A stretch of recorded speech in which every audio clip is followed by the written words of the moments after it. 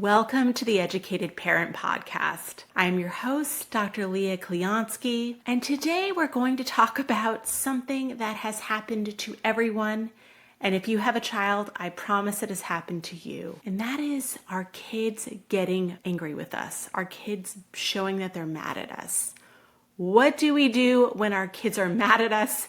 How do we respond, and why does it feel so hard? So one of the biggest challenges of parenting is that sometimes our kids get really angry. They don't like the things that we choose to do. And sometimes they have a real point and we were really unfair. And other times the things that we did are completely reasonable. Your child can be mad at you because you cut their toast at the wrong angle. Your child can be mad at you because it is raining outside. Your child can be mad at you because you yelled at them for picking on their sister and it was actually their sister's fault, right? There's a broad range of reasons why your child could feel angry with you and choose to express that anger with you. And how we react as parents is so important because what we're really teaching our child is how to have conversations with people when there's conflict. So if you think about it, as your child grows up, you want them to be able to have hard conversations. You want them to be able to say to their best friend, "Hey, I really don't like the way you talked to me the other day. It really hurt my feelings."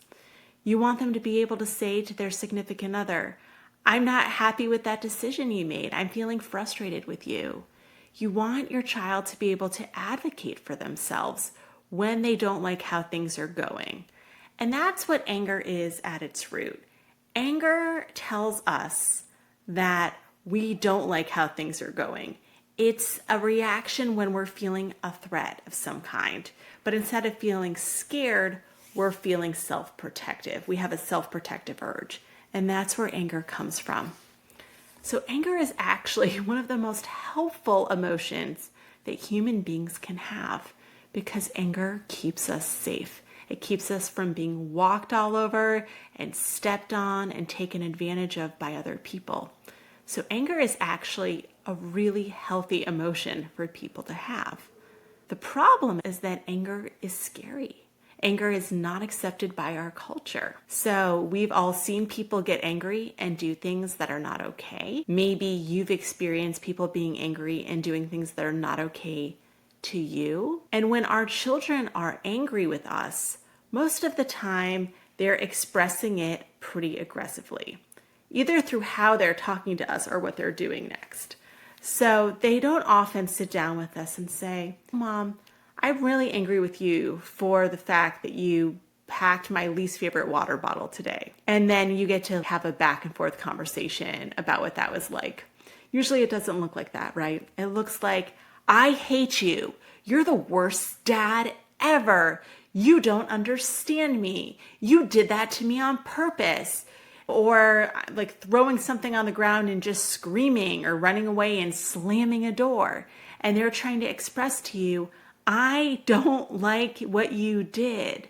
But it is so intense that we feel disrespected. So our child is there expressing their anger about something. We want to teach them how to express anger in healthy ways. We want to teach them that it's okay to be angry. And when they direct it at us like that, we feel deeply disrespected and also probably angry back because we are human beings. And I think one of the hard things in our culture, or I'd say in traditional white American culture, if I'm speaking from like my own background, there is no polite way for a child to express anger at a parent. All anger expressed at a parent is interpreted as disrespect because if you're high up in the hierarchy, you're allowed to be angry. But if you're low in the hierarchy like a child, you're not supposed to be angry at the people in charge of you. You're just supposed to accept what they say. So even if you don't subscribe to that, when your child yells at you, you feel this immediate, "don't talk to me that way" sort of a thing. So I'm going to make a big caveat right here. I don't think it's okay for our children to be mean to us when they are angry, because I don't think it's okay for anybody to be mean when they are angry. I don't think it's okay for them to scream at us. I don't think it's okay for them to tell us to shut up, for example. I don't think it's okay for them to use mean words like I hate you, or you're the worst, or you're a poop face. If they're a teenager, like you're the B word, or whatever it is that they're saying to you. Like that is not okay, because that is not respectful communication. I also don't think it's okay for us to say those things to our kids when we're angry with them either. So I'm going to put a caveat in there, because it's not respectful communication either way. But we do have to have a way that we can tolerate for our children to be able to tell us that they are angry. There has to be a way for them to be able to communicate that to us for a couple of reasons. Number one, we want our children to be able to recognize anger without feeling ashamed. Anger that is not aggressively hurting people is safe. So we want children to be comfortable with their own anger and be able to understand their emotions. This goes back to that episode about emotional understanding and literacy that came out a little while ago, where I talk in detail about why we want our children to know how they are feeling.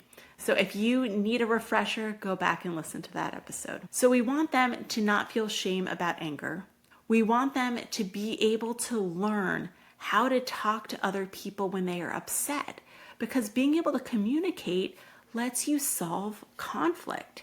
So if my 4-year-old says to me, I'm mad because you took away my cereal, and I say to my 4-year-old, I can see why that would make you angry. I also want to let you know that I thought you were done eating it. Then we can have a dialogue. We can maybe come to a resolution of the conflict. There are maybe things that I've done that I need to apologize for, or we need to have a deeper understanding of his perspective and my perspective. So being able to talk about things that we're angry about in a way that doesn't attack other people is a really good communication skill. And who is the safe person to have it with? Us. We can teach how to have that kind of safe communication around anger, as long as we are regulated enough to have that conversation. The third reason is it allows us to teach children how to talk about anger in safe ways, and to be able to teach the difference between yelling, "You're the worst mom ever," and "I'm mad at you." So that communication can get better, and we can teach them that important social skill. We have to be able to talk about our feelings with each other and resolve conflict in order to have positive relationships. But it is still really rough if your child is screaming at you, especially if you know you don't deserve it, because you don't control whether or not the doctor's office is 40 minutes away or 20 minutes away. You didn't choose that, right? All right, so let's talk a little bit about how our reaction can create more intensity in the conversation. If your child starts screaming at you, and then you have the human reaction of feeling really angry, and you don't think about it and you don't regulate it, you can end up saying or doing things that are harmful in that relationship because you are not regulated. And you can end up sending messages you don't want to send. One thing you might be very tempted to do is invalidate their anger. So validation is when we say to someone, I can see from your perspective why your feelings make sense in context. We're not saying I agree that you're right. So if my son drops his ice cream on the floor and he's mad at me because he dropped his ice cream on the floor, I didn't do anything. It's not really my fault. His anger is not justified by the facts. But he's 4, so he's not very factual. So I can, though, understand why, if he thinks that that I did something to make his ice cream fall on the floor, that he would feel angry with me. And I can, right? If he truly believes I'm somehow to blame, that would make him feel mad.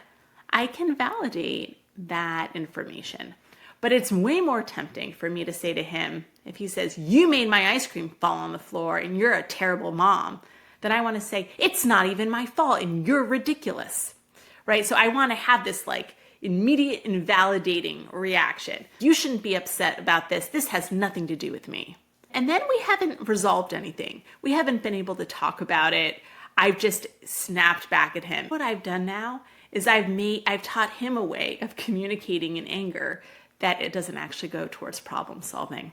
And I've also probably triggered greater conflict because now he's probably going to escalate his behavior as a result of my anger.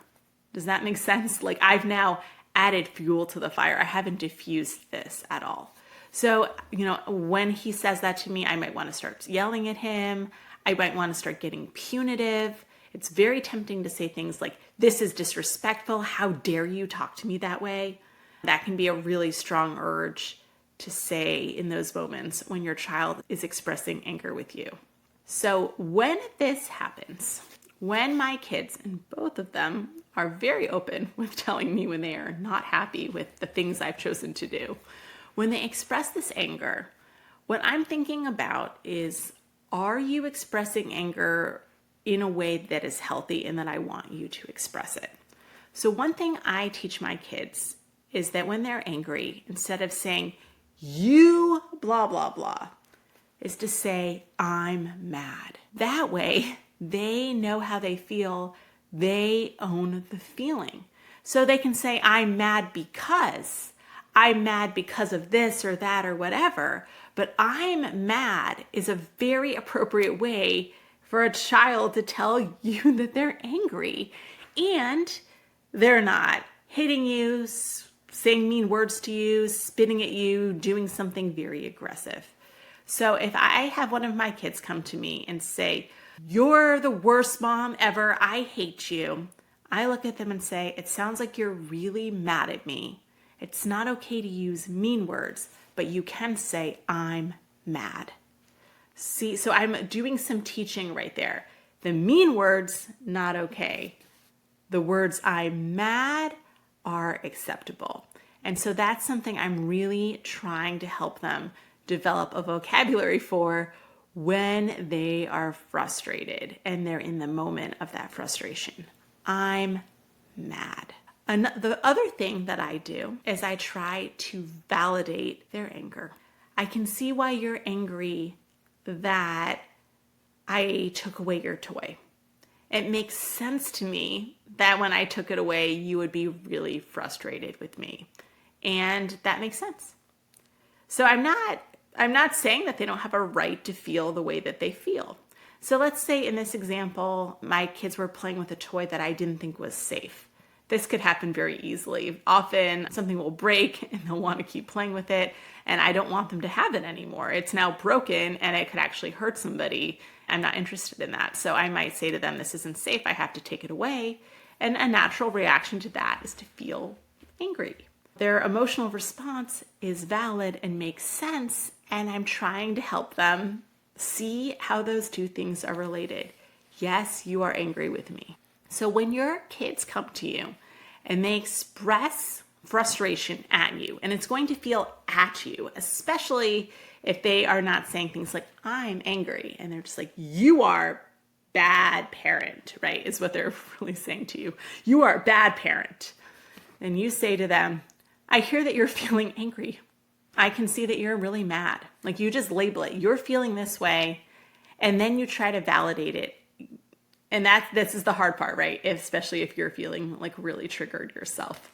I can see how in this situation, the way that you're interpreting this would make you angry. And this would work with a teenager too. If you take their phone for whatever reason and they say, you're the meanest dad in the whole world. And you say, I see that you're mad at me.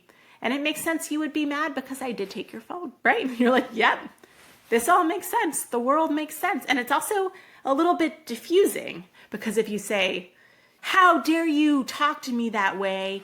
And you deserve to lose your phone, right? Everything's going to escalate. Even if they did deserve to lose their phone, you're just more factual. You're like, yep, you're mad. Of course you're mad because I did this. Yes. If you messed up, sometimes your kids will call you out and you did mess up.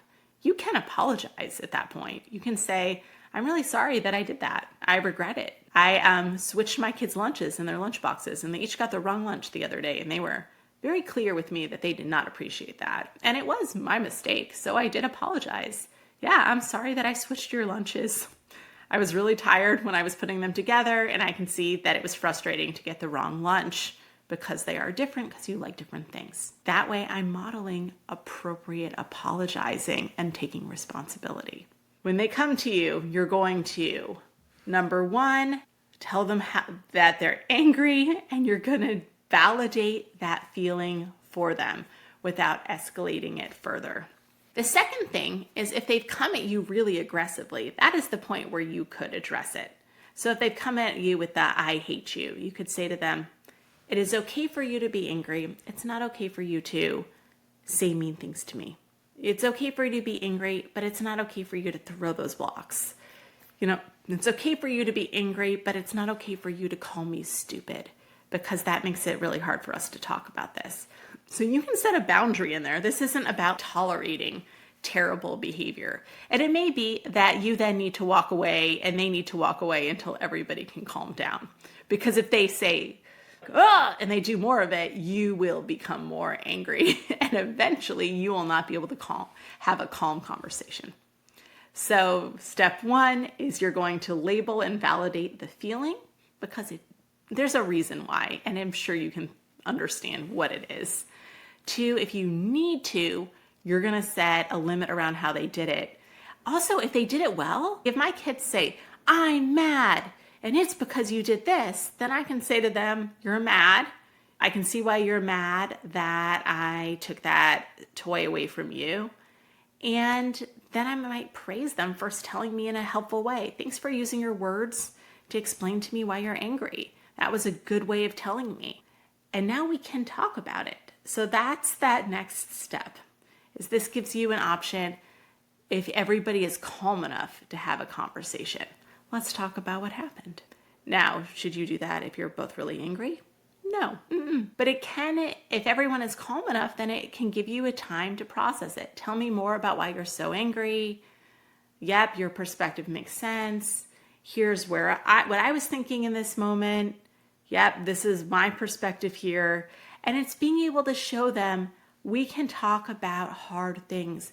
You can come to me with anything. You can come to me with any emotion that there is, and I will be okay hearing you out, not accepting any behavior, but I will be okay talking with you about any emotion that you are feeling. But sometimes kids don't want to talk about it right then. Sometimes they're not ready for hours to talk about it. Maybe even the next day is when you talk about it. That's okay. There's not a certain timeline you have to do. But I think just responding in a calmer way, especially to the "I hate you." I just want to throw out there, your kids don't hate you when they say that. They're just really mad. They don't mean it. They're just thinking, what is the thing I can say in the moment that is going to express how mad I am and get the strongest reaction back? That's what they're going for, is a really strong reaction. And you don't want to go into, if they say, "I hate you," you can be like, "Oh, okay, I hear you're angry. I love you no matter what you do, no matter what kind of fight we're having, just so you know that." And they might say, "No, I still hate you." And you're like, "All right, you're mad at me right now. We'll talk about this later on." But they don't hate you. And you don't want to get mean back. You don't want to say, "Well, I hate you." Or, "You don't think I'm a good mom? Then I'm not going to do anything you want for the rest of the day." It's so tempting to get hurt and then to get really hurtful. And so you're going to feel that. Yeah, you're going to come at me over this. You're ungrateful for everything else that I've done for you. The desire to attack back when you've been attacked is very strong. And I think it's actually even stronger in teenagers who come at you and they almost feel like an adult who's coming at you. But they don't mean it that way. It's not okay to talk to you like that, but they also don't need to have your escalating reaction, which again is not what you want to teach them. Okay, so I know it's so hard. I know it is so hard when our kids are mad at us and they express that. So if you realize that you start escalating in those moments in a way that you do not like, that's where we can help you at Thriving Child Center and PCIT experts. We have a group for parents who are working on regulating and understanding their own emotions. We also have individual therapy for parents. We have family therapy. So if you've noticed, hey, there's this dynamic of things really escalating and I don't like my role in it, we can absolutely help. Also, if your child is angry a lot, then something's going on and they're not feeling good. And so that's something we can help with as well. Whether we're helping you change some different ways that you're communicating through parent-child interaction therapy, or whether we're helping you just understand each other better and have some better communication skills. Those are all things that are very appropriate for this age, right? Like they're understandable human things, but you don't have to feel that level of conflict. And the sooner you address it, the better able you are to have a better feeling about your child and have a better feeling about you. But yeah, your kids are going to get mad at you sometimes. Mine certainly get mad at me. And I get mad at them too. But in the end, hopefully we can talk about it in a way that is healthy. I hope this was a helpful conversation. You're doing the best that you can. Nobody is perfect. And I hope you have a great week, and I will talk to you again next time.